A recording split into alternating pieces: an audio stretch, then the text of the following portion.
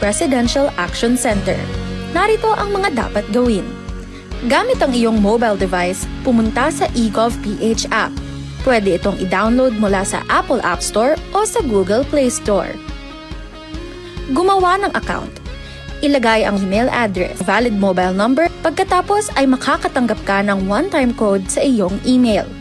Gamitin ang code sa eGov app para sa verification ng iyong account at ng mga impormasyong ibinigay.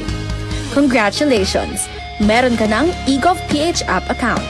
Pwede mo na ma-access ang iba't ibang serbisyo ng gobyerno kabilang ang mga serbisyo sa Bagong Pilipinas Presidential Action Center. Sa patuloy na pag-aati ng balita at pagbibigay serbisyo publiko, kinilala ng prestiyosong Asia Pacific Broadcasting Plus Awards 2025 ang galing at dedigasyon ng Radyo Pilipinas. Patunay ito ng tapat na paghatid ng serbisyo sa mga Pilipino, maparadyo, TV at maging sa makabagong paraan ng paghahatid ng balita sa mundo ng social media. Sa pangunguna ni Presidential Broadcast Service Director Dindo Amparo, kasama ang lahat ng kawani ng Radyo Pilipinas. Inaalay namin ang pagkilalang ito sa bawat Pilipinong aming pinaglilingkuran. Radyo Pilipinas, Radyo Publiko. Radyo Pilipinas, Radyo Publiko. Radyo Pilipinas, Radyo Publiko.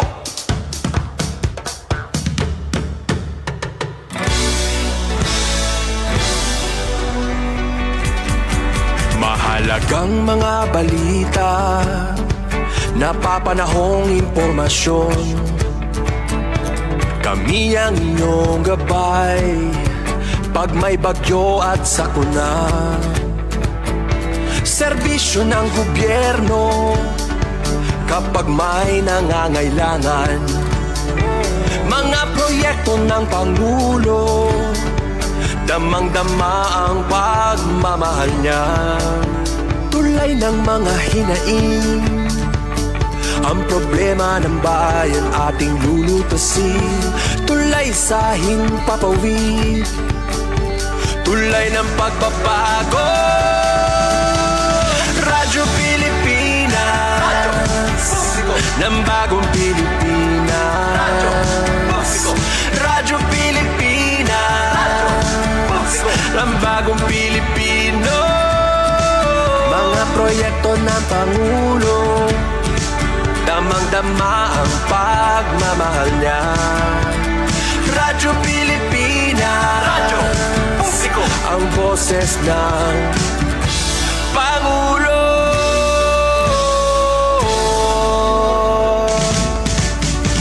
Karamay nyo kami, kahit malayo man kami nakakarating. OFW magsasaka, buhay ay iba't iba, san mang lugar ng bansa natin. Tulay ng mga hinaing, ang problema ng bayan ating lulutasin. Tulay sa himpapawid, tulay ng pagbabago. Radyo Pilipinas, Radyo Publiko ng bagong Pilipinas. Radyo Publiko, Radyo Pilipinas, Radyo Publiko ng bagong Pilipino.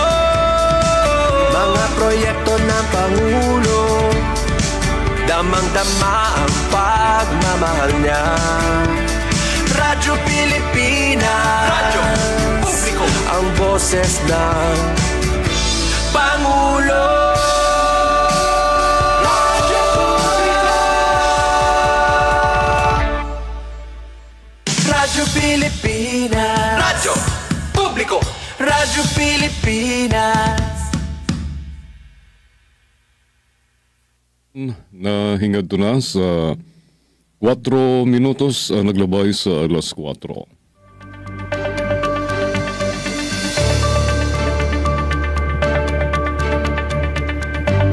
Mapay naman nga kulop sa ngutanan mga kabarangay, kumusta na kamo? Welcome sa nga ito na programa ang Billboard sa Radyo Pilipinas Kalbayog. Radyo Periodiko. Kaupod ko sa kontrol si Moneta Perito, si Engineer Ruben Cardenas ug si LL Gonzales. Ako naman isang kayo surugon sa gangin ang Jean Nabilon nga makaupod niyo tub-tub alas 5 sa sininga Thursday edition sa programa Billboard Radyo Periodiko. Adlaw yan na sa Huwebes, Pizza 7 sa bulan sa Agosto, tuig 2025.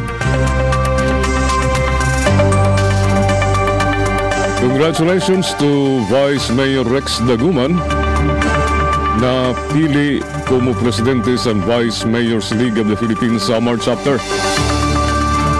Si Vice Mayor Rex Daguman ang sa outro nagprueba nga matuod nga liderato ang nausbaw pinagi sa integridad, vision ng serbisyo. This milestone is not just a personal victory. It is a proud moment for Galbayog City and a bold step forward for good governance in the entire province of Samar. Your voice now leads a league. Your example continues to inspire. Padayon Vice Mayor Rex. Congratulations utro kan City Vice Mayor Rex Daguman nga napili nga presidente sa Vice Mayors League of the Philippines Samar Chapter.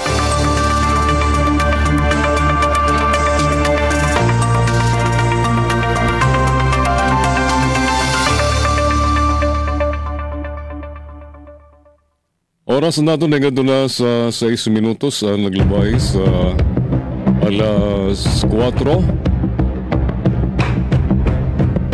Dining balita sa Galbayog, tikan sa City Health Office, ang HIV Primary Health Clinic Manilang Puso nag-organisar.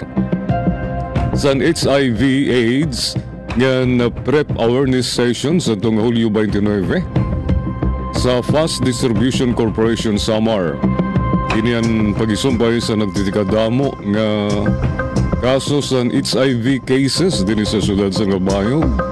Ngan mga kasagaran nga nakakapyutan sining sakit mawaton mga batanon as early as 14 years old. Tungod na ini sa influensya sa cellphone, mga barkadahay, mga magiling panyagid, nagre-resulta sa teenage pregnancy. Resulta tungod sa barkadahay ining malaksi ang pagkapyot sa HIV, pagsarang sa HIV.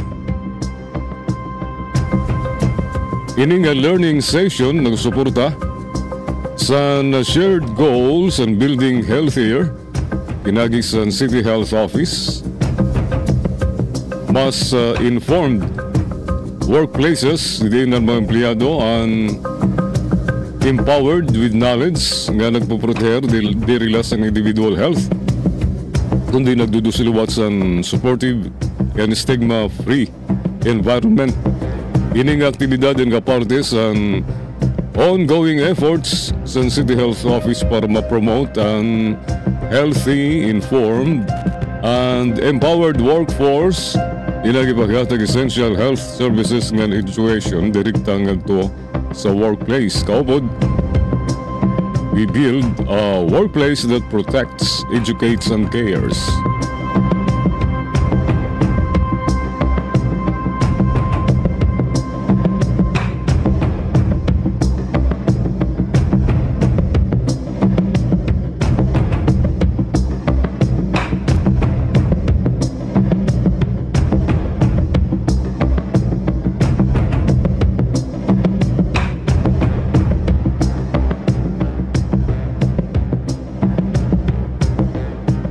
Kasubay naman sa Summer Day celebration, titigaman niya na ihimo ang durdilain ng mga activities kasubay sa Summer Day.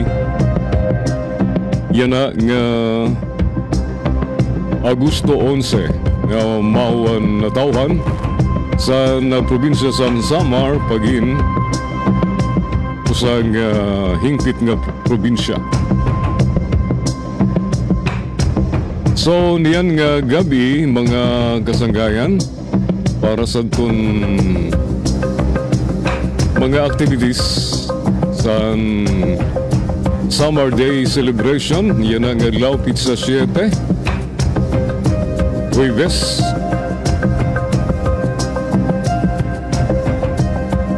Kanina alas 8 sa Nagas Summer Wellness Activity. MMA, pedicure, manicure, massage, arot dito sa Summer Convention Center. Yan, pagtikang kanina sa Nagasan, Yes Startup Camp sa Food Spark sa Samar Capitol Grounds. Ganyan nga gabi, alas 6, Provincial Stakeholders Night sa Samar Convention Center. Buwas naman, alas 3 ang kulupsiday ng karantahay. Pizza 8 at Pizza 9 sa Agosto, 2025 Yes Fair and Samar Book Fiesta sa Samar Convention Center. Sa Sabado, Agosto 9, alas 9 sa Naga, Sirak Quiz B sa Samar Convention Center. Yan na nga Sabado sang gabi, alas 6 ang gabi. Agosto 9, Mutiyahan Samar 2025 Grand Coronation Night sa Santa Margarita Sports Center sa nagpakadto ka mo para makita niyon mga mag-anyag ng mga kandidata sa Mutiyahan Samar 2025 pagbubuhato ng Grand Coronation Night. Yan ang Sabado sang gabi, Agosto 9, alas 6 ang gabi sa Santa Margarita Sports Center. Apikila din sa siyudad sa Nalbayong sa nagpakadtunala ka mo. Agosto 10, mao ang job and service fair. Andaman na ang iyong mga resume, iyong mga requirements para makatrabaho kang dayon on the spot. Alas 8 sa naga ini, yan ang adlaw nga Domingo, Agosto 10, alas 8 sa naga, sa Samar Convention Center bubuhaton ng job and service fair. Ang adlaw nga natawhan sa probinsya sa Samar, Agosto 11, alas 7 sa naga, adlaw ang Samar Commemorative Program sa Provincial Capitol Grounds. Alas 9 sa naga, Drum and Lyre Competition secondary level sa Samar Gymnasium. Alauna sa Ligas, Civic Parade and Tandaya Festival Parade of Floats and Competition. Panibo din sa Catbalogan City. Pagka Agosto 2, alas 6 ang gabi, Provincial Employees Night sa Tandaya Hall.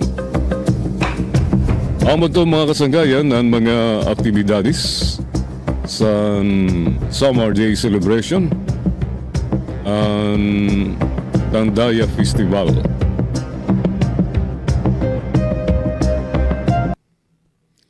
Yan sa naton mga balita sa tibok nga nasud sa Pilipinas, adi naman mga kasanggayan na naton mga notisya tigang sa aton mga pahayagan, mga mantalaan.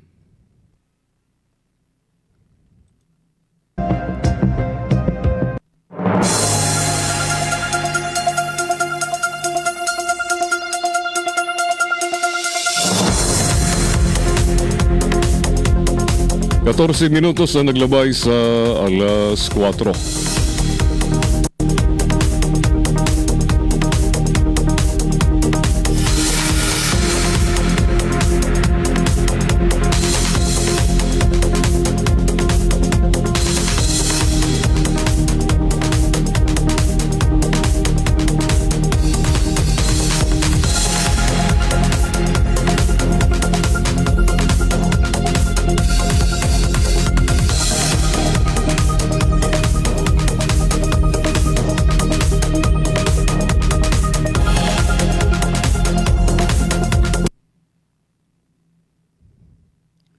Alkalde sa San Simon, Pampanga, gindakop tungod daw sa pangingigil sa 80 milyones pesos sa usa nga kumpanya.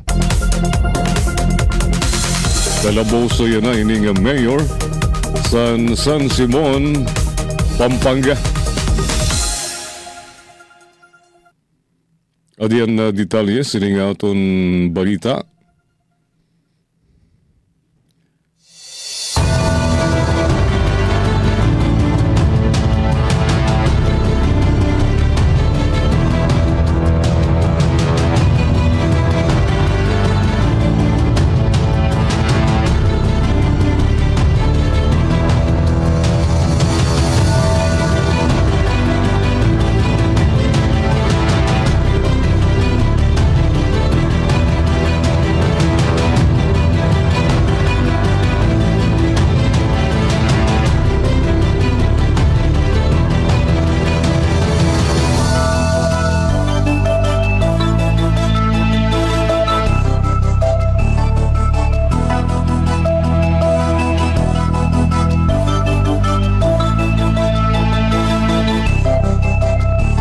Di 6 minutos naglabay sa alas 4. Tungod kay naghang naton computer, adiyan ay naton mga pahibaro sa kontrol.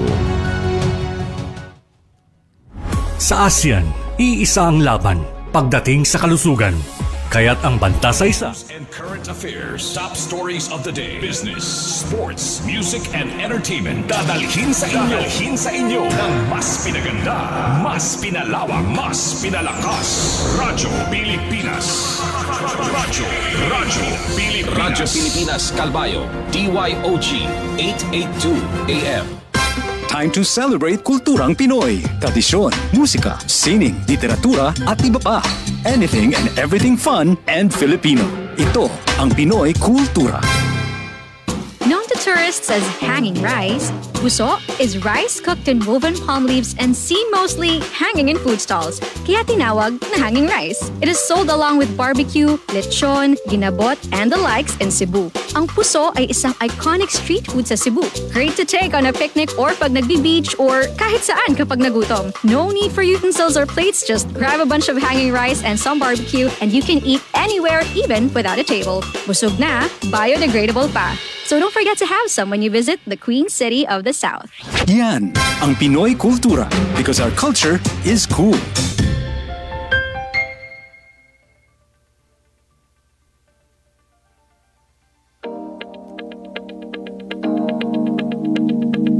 Mabilisang promosyon sa mga gurong may puso at dedikasyon. Alay ng DepEd sa likod ng kanilang kahangahangang kabayanihan. Definitely, tingin ko, mas kokonti ang aalis dahil nakita nila may garantisado silang career path dito sa ilalim ng career progression. Under the direction of the President, gumawa tayo ng mga bagong posisyon. Isang paraan ng kagawaran upang ang mga guro sa pagtuturo ay lalo pang ganahan. Ganyan kami sa DepEd.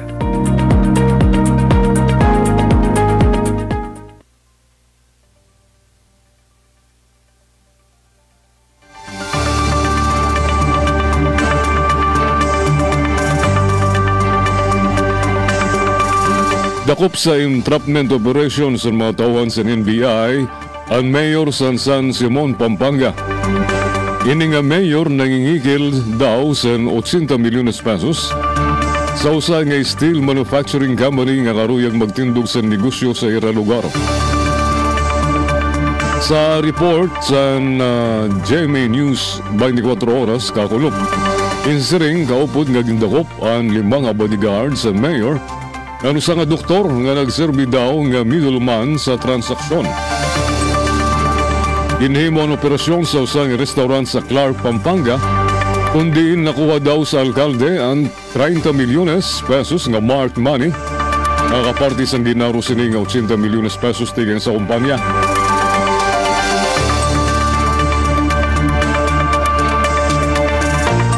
Sigun kan Jaime Santiago, direktor sa NBI, higin dumara ang entrapment operation san magreklamo ang kumpanya sa kadako san kandidat nga ginaro daw san alkalde. Nangaro daw san 30 milyones pesos bilang pauna nga bayad ang mayor. Kung gumawas na atong resolution sa council para tugutan ang operasyon sa kumpanya, di na nila babaydan ang kulang sa ring ni Santiago.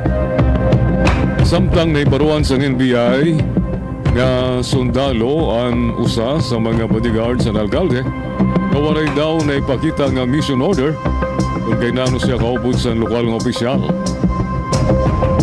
Nakumpiskar sa ira ang pira nga tagas nga kalibre sang pusil nga tutukibon kung may kangayan nga dokumento. Nagdiri naman ang alkalde nga mga kaupod niya nga maghatag sa payag sumula sa report.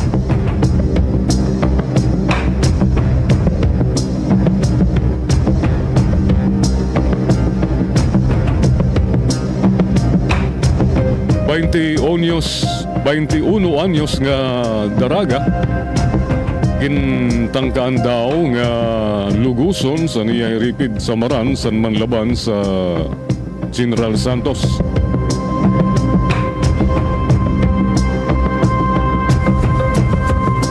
Nakabot sa samad sa iya baba ngan mga buno sa lawas. Ano sa nga 20 anyos nga babae kauman manlaban sa iya hiripid nga sumunod daw sa iya kwarto ngan gintangkan siya luguson sa General Santos City. Nainundumlak liwat sa nusa nga daraga dinis sa syudad sa Galbayog kaham sa nusa nga iya hiripid ngan gintarhog nga papatayon siya kung magsumbong. Kauman sa insidente dagmit nga kumadto sa PNP Galbayog ang biktima nga nagsumbong. Waray lang sa sulod sa 5 minutos. Ginubdan sa mga pulis ini nga biktima. Ngan ginganto ang balay sa sini nga suspect nga nangaham daw sini nga biktima. Ngan dagmit nga ginaresto ini yan na nakapadlak sa Galbayog PNP Detention Facility yan ini nga suspitsado. Balik kita sa General Santos City sa report kakulop ginsaring san lola san biktima nga nakasunod ang 22 anyos ng suspect sa kwarto sa Niapo tungod kay waray masarahi ang portahan sini. Kintutukan daw san punyal sa baba ang biktima pero nanlaban pagyapon ang babae sa suspitsado. Nakakabot sa samad sa baba ang daraga nga nakakabot sa buno sa tiyan ngan taludtod. Iskin samaran nahimos ang biktima nga makagulihat agud mangaros ang bulig. Dito na ginundang san suspect ang daraga nga tumakas sigun sa lola sang biktima. Maya na daw nga may interes ang suspect sa Iapo. Dugay naman daw kayang mga barkada nag-ingon ganina. Dugaw na daw mas gusto kay Kwan. Hindi lang siya kaano. Sigun sa lola. Naghimo naman sa hot pursuit operation ang kapulisan laban sa suspitsado. Sigun kan General Santos City Police Office Director, Police Colonel Meco Medes Claibar Jr., nadakop ang suspitsado samtang nagtatago sa Bakawan, Hirani sa Baybay. Matubang ang suspitsado sa kangayan nga kaso.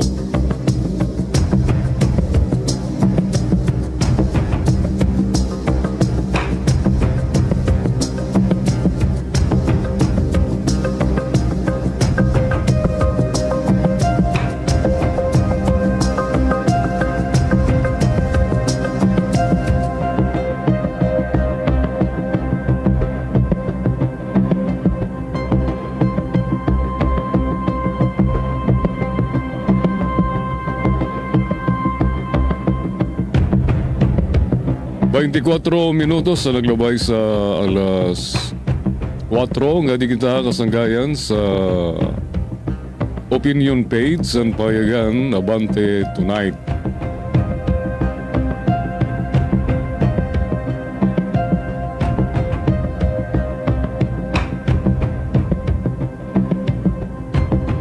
Hatiin at lupigin. Tigang ini sa column ni Benji Alejandro de Benz Fines sa payagan Abante Tonight. Ang tariff war Itsado Agosto 6, 2026 issue. Ang tariff war ni US President Donald Trump sala ang panuyo tungaon ngan lupigon perdihon ang mga nasod sa kalibutan pinagisan hagupit san kasamok ngan gerra sa kalakalan. Nakita ini pagtitikang san Trump 2.0 san iganunsyo sa White House nga magpapataw san hataas nga taripa ang Washington sa tanan nga mga nasod sa bugos nga kalibutan. Kalyado man o maigpit nga karibal waray sisinuhon. Biskin makikita sa katapusan nga China ang target tungod sa diri mapugngan nga presensya sa Beijing sa duridelain nga rehiyon sa kalibutan. Si Trump ngan mga trusted lieutenant sini sugad kan State Secretary Mark Rubio, Defense Secretary Pete Hegseth, nga iba pa, ang talaga naman nga dubli kayod, mapuypuyla ang pagsurod sa China sa mga lugar nga playground ni Uncle Sam. Dirila naman dito sa Asya nga Pasifiko. Hataas ang kompetisyon sabot nga sa China nga Amerika. Naabat luwat ini sa mga nasod sa Latin America nga Caribbean, kundi ang infrastructure projects ang ginpuduhan sa China pinagisan Belt and Road Initiative. Sa haliputay nga panahon pala sa Trump 2.0, si Rubio ang makapira ka beses nga bumisita sa Panama, El Salvador, Costa Rica, Guatemala, Dominican Republic, Jamaica, Guyana, ngan Suriname. Usala ang tuyo o matras ini nga manasod sa numan nga kasunduan sa China. Ang karanasan sa sini nga manasod sa Latin America ngan Caribbean nan haros kapariho liwat sa na-eksperyensyahan sa Pilipinas sa pakikitungo sa China. Hataas ang naratibo sa mga anti-China sentiments. Sanglit anuman nga mga makabuluhan nga proyekto nga may positibo nga kapulsanan sugad sa komersyo ng turismo na apektaran tungod kay natatakupan sa pagdududa nga mauwan karuyag sa Amerika. Focus laan Washington sa America First policy. Nga niniya na ngay makitaan ngan maintindihan sa mga opisyal sa naton nasod labi na sa Malacanang. Diri sa alang-alang sa Amerika ang interes sa mga kaalyado sini. Bisan pa man, mahimumutang pa sa peligro, may dusula ang gintatawag nga geostrategic supremacy kontra sa Beijing. Pareho sa usapin sa kalakalan, trade ng depensa. Patinuod ang nahuman pala nga trade negotiation sabot nga San Manila ng Washington. 19% ang iginpataw nga taripa sa mga produkto nga tikang sa Pilipinas. Samtang zero tariff naman ang mga produkto nga tikang sa Amerika. Sigun gani kan Dr. Melissa Loha, usa nga international law expert, zero tariff nga may hada pa bonus nga ammo factory. Mga balas ang mga dagko, mga bago nga mga armas, ammunition factory. Diri pagod talaga na babago ang pananaw ni Uncle Sam sa Pilipinas. Diri lagya po nagliliwat. Nagbabago ang pagtrato sa Amerika sa Pilipinas. Tub-tub yan na. Sakop. Kolonya. Paghihapon. Kolonya laghihapon ang ira pagtrato sa mga Pilipino. Ang karuyag sa White House, ang pikit mata nga sumugot ang mga Pilipino sa iya karuyag. Nakita nini kung paano itrato ni Trump si Pangulo Marcos sa Oval Office. Sigun kan Loha, dubli ganansya si Trump. May zero tariff na nakakuha pa sa teritoryo para sa produksyon sa bala. Diri ini maupay para sa Pilipinas labi na nga nagkukuri ang ekonomiya. Sigun kan loha, maaram ini ang China. Sanglit ini nagaandam, China now is rattling its saber. Nadiri ini nga magameda sa stockpiling sa armas ng bala sa rehiyon, partikular sa Pilipinas. Kung mag-imbak sa mga hatagas ng mga armas de fuego, ma-activate ang military doctrine sa China. Ngan karuyag signon, they will strike proxy. Sa uyag nga chess, sabot nga sa US ngan China, among ang Pilipinas. Malamang sa diri, magiging sacrificial pawn, magiging paon ang Pilipinas kung mahingad to sa kadelikaduhan ang karibalan, sabot nga sa China nga Amerika. Mas importante sa yana ang economic engagement sa rehiyon sa Asya ngan Pasipiko. Ang tanan nga mga nasod ang magpupulos, diri pareho sa gyera, pirala ang kikita nga ninimaw ang mga nasod nga nagbabaligya sa armas. Napapanahon ang mga panawagan nga pakusgon ang pagburuligay panginabuhi nga nipabilin ang pagiging non-aligned diri makialyado adtong mga nasod nga kaapisan ASEAN. Imbis nga alyansang militar ang iduso, kay nano diri pakusgon ang pagburubligay panginabuhi sa mga nasod nga kaapisan BRICS ngan SCO, kundi ng Pilipinas ang pwede magpartisipar. Ang modton column ni Benji Alejandro, The Bench Files. 31 minutos naglabay sa alas 4, mabalik ka kaumans ang mga paibaro sa kontrol. News and current affairs, top stories of the day, business, sports, music and entertainment. Dadalhin sa inyo ng mas pinaganda, mas pinalawak, mas pinalakas. Radyo Pilipinas. Radyo Pilipinas. Radyo Pilipinas Calbayo, DYOG 882 AM. Hindi na lang sa sariling bayan ay papamalas ang talento ng Pilipino. Dahil sa ASEAN, umaabot na sa iba't ibang panig ng rehiyon ang sining natin, kinikilala, pinapakinggan at hinahangaan.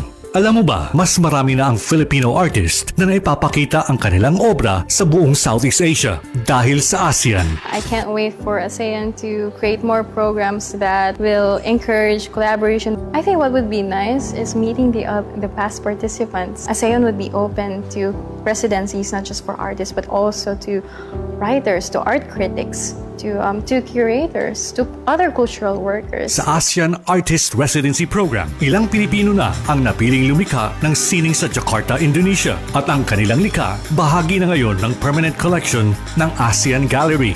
Mayroon ding Connect ASEAN, isang art exchange program na gumagamit ng online at on-site exhibits sa mga palabas sa Manila, Jakarta at Busan. Tampok ang mga likha ng Filipino artist sa harap ng libu-libong manonood. At nitong 2024, tampok rin ang galing ng mga Filipino graphic artist sa ASEAN Graphic Arts Exhibition sa Vietnam, kasama ang higit 150 likha mula sa buong ASEAN.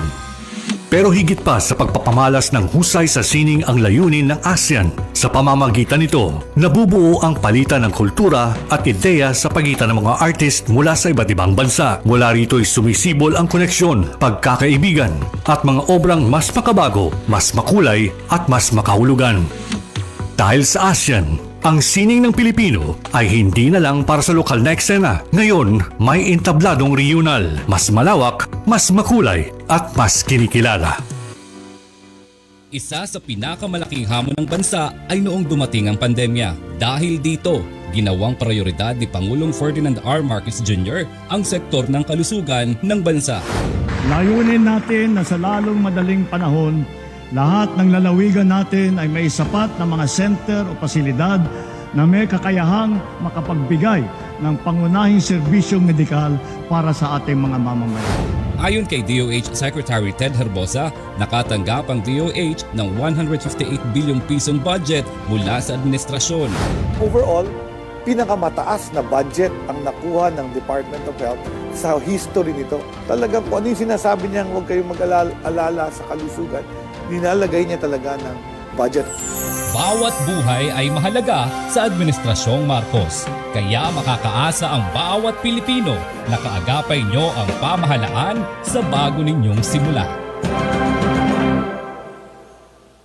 Oras 35 minutos na naglabay sa alas 4. Gadi kita sa kolom ni Barry Gutierrez, Usapang Barikada.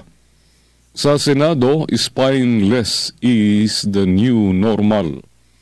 Yan na ining adlaw nga issue, August 7, 2025, San Payagan Abante, una sa balita. Akalain mo yun? Kahuman san haros katunga katuig, nirang ginpakaturog ang impeachment complaint kontra kan VP Sara Duterte. Tigda nagmata, kakulop, Miyerkules ang Senado. Diri hindi nga lang para gampanan ang iratungkulin, kundi para dagmit-dagmit ini ig-archive ngan tuluyan na nga ilubong sa limot. Ang lupit, di ba? Diri man na sila naghulat nga maging pinal ang kontrobersyal nga desisyon sa Korte Suprema sa Duterte versus House of Representatives. Pag kita ko mga kasanggayan, nagkukunsabo, nag-una ang Senado, kailangan nga nag-aapura nga igbasura ang impeachment trial. Bagay na yung mga sindikato, ang Supreme Court, pati ang Senado, nga mga kasabwat san pangungurakot, aruyag nira nga maghadi ang pangungurakot pangawat sa kabansan bayan din sa Pilipinas. Mauya na ini ang makaraod malas ang mga katawhan Pilipino nga nagumada sa sugad sini ng mga senador. Matindi liwat ang naging reaksyon sa damo nga eksperto sa balaod, mga retirado nga maestrado, ngan professor sa constitutional law sa naging desisyon sa Korte Suprema.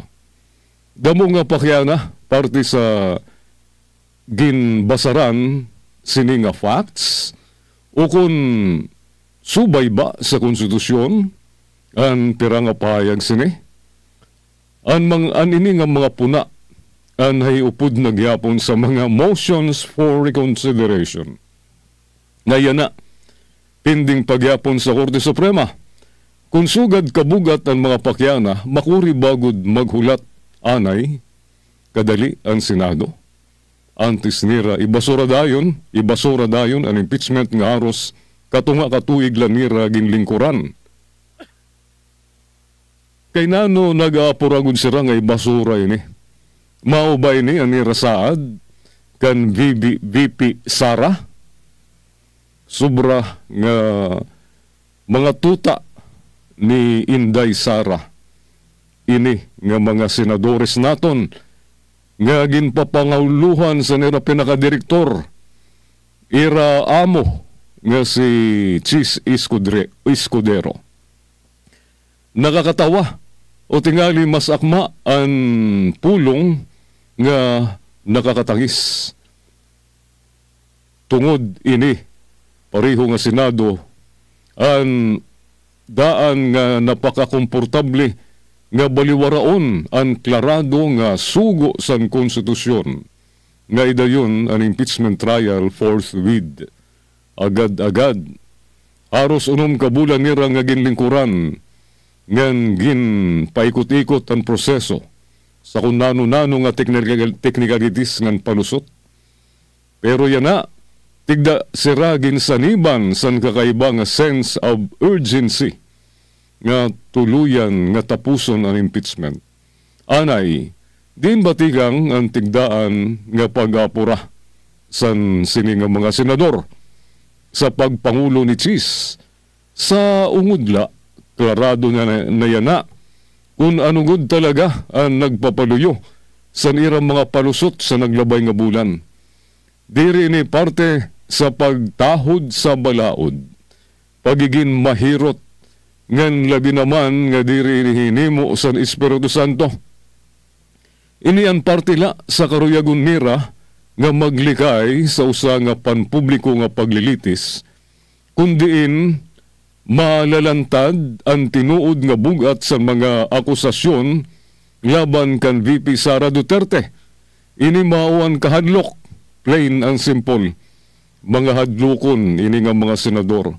Nahadlok sira kan VP Sara.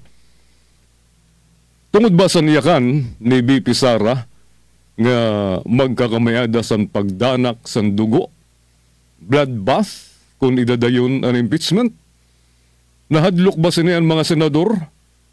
San sini? Kay Roman din sa Pilipinas. Paragil perminala nga nasaludar ang nga tanan. Waray na ato kan VP Sara miskin tarhugon pa nga papatayon ang presidente ang First Lady ngan si Speaker Romualdez. Miskin pa maginakan ni si VP Sara nga gigiliton niya ang liog sa presidente. Baga naabuyon man siniliwat ang Korte Suprema ngan ang Senado. Nano ba ini? Ini nga tanan nga mga nakaka-majority sa senador pati ang Korte Suprema. Mga sindikato ba ini? Ngan si Inday Sara, ang ira pinaka-master, ang ira dear grandfather, granddaughter. Panginoon ba nira si Inday Sara? Kakarag. Tungod may pera nga mga senador naman nga tumindog san maayos. Ini ang mga tuhay nga mga senador nga may pagtahod sa mga Pilipino nga sa naton konstitusyon.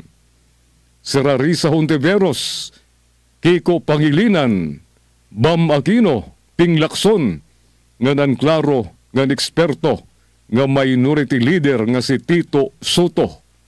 Sa luyo sa nira paninindugan, nagdadaog paghapon ang desisyon sa mayorya nga magpadayon sa landas san pagsurinder, pagtakas, ngan pagtalikod sa tungkulin. Diri ini ang Senado nga kinanglan naton sa mga panahon nga ginsusubok ang integridad sa naton mga institusyon. Diri ini ang klase san liderato nga karapat-dapat sa usa nga bayang malaya ngan demokratiko. Ang kawadan nira san gulugod ngan dirila kaarawdan kundi klarado nga banta sa aton demokrasya. Mga ma'am at sir, next time, pakibiling naman san kaisog ngan prinsipyo niyo, assuming meron nga talaga. Assuming may ada good ka mo kaarawdan ngan kaisog. Amad to ang nagkolom ni Barry Gutierrez usapang barikada sa pahayagan Abante. Una sa balita, August 7, 2025 isyo. Mao ini na mga sanggayan. Grabe. Baga nagkukun sa buhay ang Korte Suprema ngan ang Senado san pagtamak-tamak sa naton konstitusyon. Waray na pananagutan. Diri naging tatagan pananagutan ang mga nangungurakot sa aton gobyerno. Makauri na yan na pag-impeach masiringan Korte Suprema nga unom na lakabulan. Pag abot sa Pebrero 2026 pag-file, pwede pa mag-file ang Kamara de Representantes sa impeachment case. Katapos, igbabasura lagi hapon iton sa Korte Suprema. Igbabasura lagi hapon sa Senado. Sunod nga tuig, ginihimo ini nga mga uwat-uwat, ginihimo sa Senado nga sa Korte Suprema, ang mga Pilipino nga mga uwat-uwat. Giniinsulto ang nahibaruan may kabatiran, mga eksperto sa naton balaod, mga taghimo sa konstitusyon, miskin pa nagyayakan sa former Justice, Associate Justice Ascuna, Sir Antonio Carpio, mga constitutionalist sa naton nasod, Sir taghimo sa konstitusyon, Sir Sarmiento, ngan iba pa nga mga eksperto, miskin pa nagyayakan nga illegal diri naabuyon sa saligang batas ini nga ginhimo sa Senado ngan Korte Suprema, baga nagpaparayaw pa sini ang Supreme Court nga ng mga senador sa pagpangulo sa iraamo nga si Chis Escudero. Nga ira pa yan naging dadasig nga ukila nga tamak-tamakan naton batakan balaod. Makurin na yan mag-file kasanggayan sa impeachment kay pakurian kam sa Korte Suprema. Makabibido pagod sini kung maging presidente si Inday Sara. Kung pa-filean sa impeachment, igbabasura lagyapon itong sa Senado. Kaya dalagyapon si Chis Escudero, mga kaalyado, mga kakonsabo ni Inday Sara, pati ang Korte Suprema. Waray na, pwede na pa na mastamasan niya na. Pwede na uyag-uyagan niya na. Ang pundo sa naton gobyerno, tubtob nga malubong maghimakuri ang Pilipinas. Mapapariho kita sa Bangladesh. Pira nga mga nasod sa ASEAN nga hulog na, purudoy na ang ira ekonomiya. Mapapapariho paliwat kita sini. Kung magdaog ini nga mga demonyo sa aton politika dinhi sa Pilipinas. 47 minutos na naglabay sa alas 4, mabalik at kauman sa mga paibaro sa kontrol. News and current affairs. Top stories of the day. Business, sports, music, and entertainment. Dadalhin sa inyo ng mas pinaganda, mas pinalawak, mas pinalakas. Radyo Pilipinas. Radyo Pilipinas Calbayo. DYOG 882 AM. Iisa ang laban pagdating sa kalusugan. Kaya't ang banta sa isa ay banta sa buong riyon. Ito ang diwa ng One Region, One Health. Alam niyo ba, noong kasagsagan ng pandemya, nagpadala ng tulong ang mga kapitbansa ng mga PPE, test kits at kaalaman. Dahil sa koordinadong aksyon ng riyon, mabilis at maayos itong naiparating sa mga nangangailangan. Nagkaroon ng online training, palitan ng datos at sabayang aksyon. Bawat bansa alam ang susunod na hakbang kahit magkakaiba ng hamon. Nagkaisa rin ang mga scientists at health workers mula sa iba't ibang bansa. Nagtulungan sila sa pagbabahagi ng research, pagbuo ng solusyon at pagtuturo para mas mapabilis ang tugon. At hindi lang kalusugan ng tao ang mahalaga. Minsan, ang sakit ay nagmumula sa hayop o kapaligiran. Lahat naramdaman natin yung impact ng COVID sa ating day-to-day living. And sabi nga nila is yung COVID may have come from bats na tumalon sa ibang species and then eventually sa humans. So nagkaroon tayo ng ganung klaseng awareness na ang biodiversity loss, pag nangalaga tayo ng kalikasan natin, it can actually support our efforts to prevent in the long term yung mga zoonotic diseases or mga pandemic. Kaya mahalaga ang kabuuang pagtingin sa kalusugan ng tao, hayop at kalikasan o ang tinatawag na One Health. Isa itong pagtutulungang paraan para sabay-sabay mapangalagaan ang lahat ng ito, lalo na laban sa mga bagong sakit, resistensya sa gamot at epekto ng climate change. Dahil sa ASEAN, mas mabilis ang tulong, mas handa tayo at mas ligtas ang bawat isa sa riyon. One Region, One Health. Pagkawasak ng mga ari-arian, at pagkalagas ng mga bahay. Yan ang maaaring idulot ng malakas na lindol. At bilang bansa na lantad sa ganitong panganib, importante na tayo ay handa. Kaya inilunsad ng DOST PHIVOLCS ang Seismic Hazard Atlas Design Earthquake o SHADE Project na layong gawing mas akma sa banta ng lindol ang disenyo ng mga gusali sa bansa. Sa atlas na ito, makikita rin ang mga lugar na lantad sa malakas na pagyanig. Maging ligtas at handa sa lindol. Kasama ang DOST PHIVOLCS. Oras 10 minutos nila ang nagpapabilin antes kita mag-alas 5 nga di kita sa kolom ni Al J. Pedroze sa Filipino Star ngayon, August 7, 2025 issue. Bansang naluray. Usa nga grabe nga sakit ang pagkakatunga politikal. Pagkakabulag politikal. Sugad sa naitabuyan na sa Pilipinas. Ang nawindang mawan mga institusyon sa gobyerno nga ngay unta sandigan sa mga mulupyo sa pangalaga sa demokrasya. Grabe na nga natutunga ang mga mulupyo sa mga politikal nga personalidad nga ginuugupan ngan ipinagtatanggol. Maaramkam ngan ginpupunterya sa nakong pahayag. Ini mawan may kalabtanan sa impeachment complaint laban kan Vice President Sara Duterte nga sigun sa ruling sa Korte Suprema ang nagtatalapas sa konstitusyon.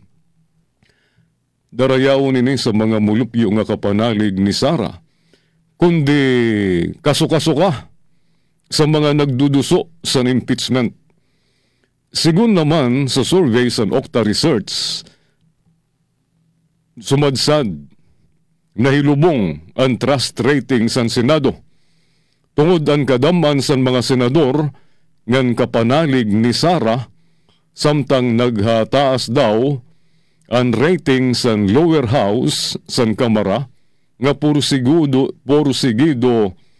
masintensyahan ng Vice Presidente. Karuyag sigmon sini ang kredibilidad sa mga institusyon sa gobyerno sugad sa Korte Suprema, Senado, lower house o ehekutibo ang nakabasar sa pagtuod pampolitika sa mga tao. Ngan tungod sa malaya nga diri makontrol nga pagpapahayag sa mga tao sa social media, makikita naton nga naton nasod ang kusat na ngan luray pa. Unta naman, matauhan na ang mga hardcore nga naugop nga nahatag proteksyon sa sinuman nga political personality.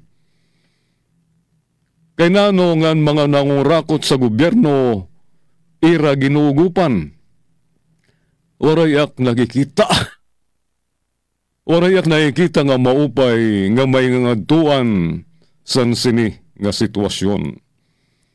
Kung waray nasa nga san gobyerno an pwede pagtapuran, waray nakit kapag pag-asa, waray nakit paglaom nga makaalingkawas sa pagkakalubong sa naton kinakasadlakan nga lusak. Waray na pag-asa ang Pilipinas nga makaahon pa. Amad to ang nagkolom ni Al J. Pedroze. Aksyon ngayon sa Filipino Star ngayon nga payagan Agosto 7, 2025, bansang naluray. 6 minutos antes kita mag-alas 4. Ngan bueno, ang din naman kita sa kolom ni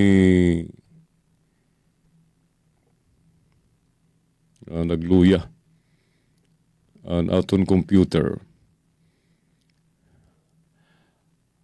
Standby ka sa gayan niyan sa naton news update. Gadi naman kita sa column ni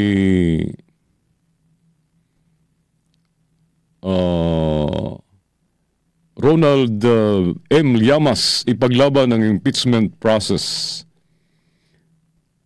Baga iksina sa bubble gang. Umabot sa Korte Suprema ang tropa nga sirkos ang mga Duterte. Ang Duterte youth nga ginpapamunuan sa gurang nga youth leader. Usa nga abogado Hitler fanboy nga nusa nga ex-congressman nga kuno nan isnat san cellphone sa nigkasiniya kongresista. Ang tuyo, kasuhan san indirect contempt sa Rakbayan Congressman Percy Sindanya, Richard Haydarian, nga iba pa. Tungod sa pagpuna sa desisyon nga ibasura ang impeachment laban kan VP Sara Duterte.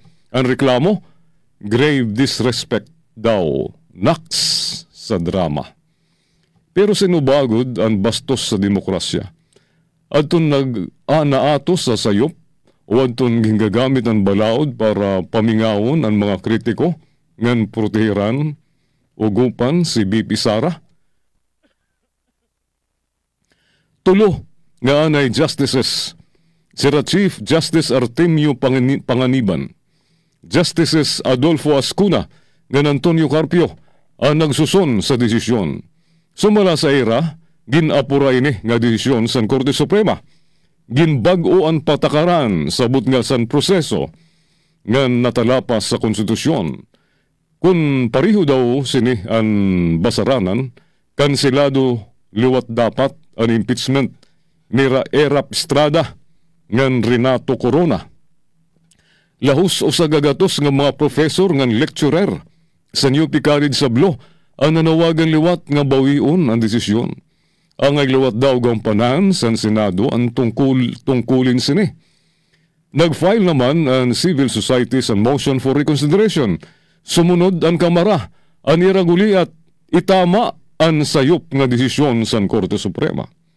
Pero di rila ini laban sa mga abogado na sisinaliwat ang mga taong bayan sang nitgin pupunterya nira si Congressman Percy. Kung kasabot nira mahadlok si Percy, nagsasayop sira.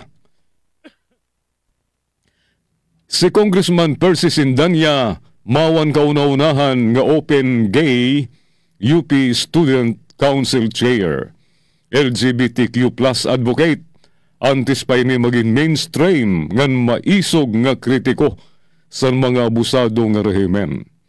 Siya ang kaparte sa Nakbayan, partido ni Senadora Risa Hontiveros, Eta Rosales, ngan Representatives Chel Jokno, Dada Kiram Ismula, ngan Kaka Bagaw, laos 20 anyos nga oposisyon, ngan numero 1 nga party list sa 2025 election.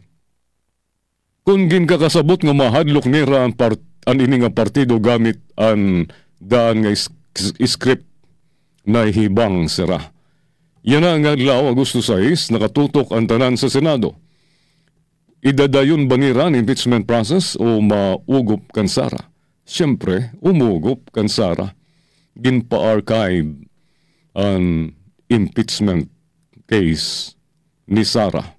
Karagsigun gintago, ginpatay, puro pariwalaw tinisan ginbasura. Samtang ginabangan naton ang susunod nga kabanata, dayon ang laban, ipaglaban ang impeachment process. Mawad to ang column ni Ronald M. Llamas Bardagulan sa Filipino Star ngayon, August 6, 2025 issue, ipaglaban ang impeachment process. Adiyan natin news update.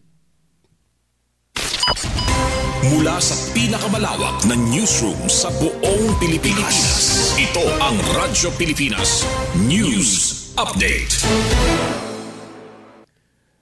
Hain si BP Sara, Office of the Vice President, diri nagtitingog. Baga sarado ang baba sa Office of the Vice President sa kinamumutangan gunain na yana si Vice President Sara Duterte. Sa kasagsagan sa ginhimong debate sa Senado kung susundon ba o diri ang ruling sa Korte Suprema nga ang constitutional and impeachment trial laban sa Vice Presidente. Let me verify that information. We'll get back to you on that one. Baton ni OVP spokesperson Ruth Castelo sa mapakyanan sa media party sa kinamumutangan ni VP Sara.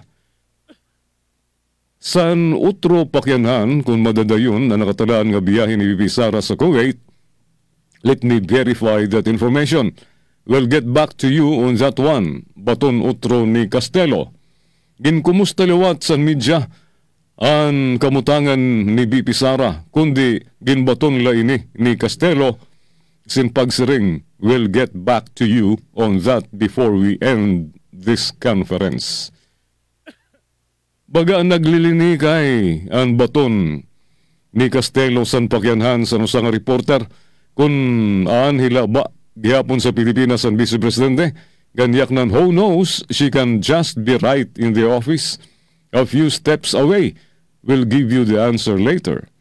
Ginsiguro naman ni Castelo. Ginsiguro ni Castelo nga miskin bihira makitan sa publiko, aktibo pagyapon ang Vice Presidente sa trabaho. Sumala si VP Sara pagyapon ang nag-aprobar sa mga proyekto ngan unod sa press releases sa Office of the Vice President. Sigun naman kan Press Officer Undersecretary Attorney Claire Castro ang urhing nga travel authority nga ginaprobahan para kan VP Sara ang para sa iya biyahe sa The Hague ngan South Korea tigang Hulyo 5 tubtob 28. Mayroon po tayong nabalitaan at ito ay natanong sa atin na mayroon daw balak ang Vice Presidente na pumunta sa Kuwait ng August 8 pero as we speak wala pang na ihain na request for travel authority ang Vice Presidente. Sumula kan Castro. Amo to ato news update, Jean Navilon, iutag notisya. Mula sa pinakamalawak na newsroom sa buong Pilipinas. Ito ang Radyo Pilipinas News Update.